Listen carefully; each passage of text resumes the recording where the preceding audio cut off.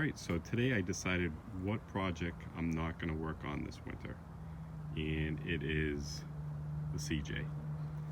So why I decided not to work on the CJ this year is this needs a lot of parts and a lot of work to get it roadworthy. So I feel like I'm going to need more time of good weather to do that, to take up a lot of room in the garage over the winter for a non-running, easily moving vehicle. I feel like I really don't want to do that.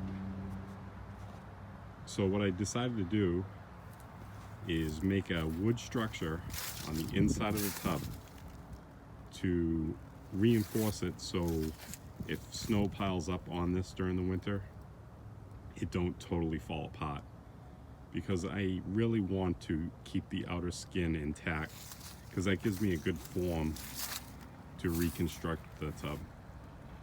So what I'm doing now is using the ratchet straps to pull it together to get it to its original state, to make sure the sides are straight, to make sure the tailgate works, and give a good base for me to make a wood structure. I'm going to use some of these old pallet boards that we had a tub delivered with, and what I'm going to do is make a form on the inside of this, a rectangle form, and I'm going to actually put another pallet on top of it that's even with this plane right here. So when I'm ready to work on this, what I'm going to do is, like I mentioned before, I'm going to reinforce and replace a lot of the metal on the outside skin. Then I'm going to remove the tub from the CJ chassis and then flip it over. And by putting that wood reinforcement here, it's going to do a dual purpose. It's going to reinforce it for the winter, for the snow load that's going to be on top of it. And it's also going to make a workbench, so when I flip this over, it won't teeter-totter. It won't go back and forth like this. It's going to be nice and stable. I'll be able to flip it over, reconstruct the framework underneath, and take it from there. It'll be a good work surface.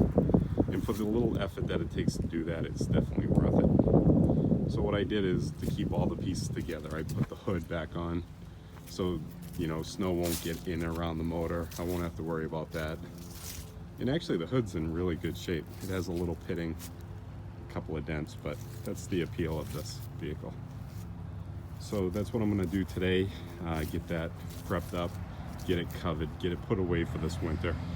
I think the end of next summer is when we'll start really focusing on this vehicle. But I figured I'd do a quick video on it just to show our plans.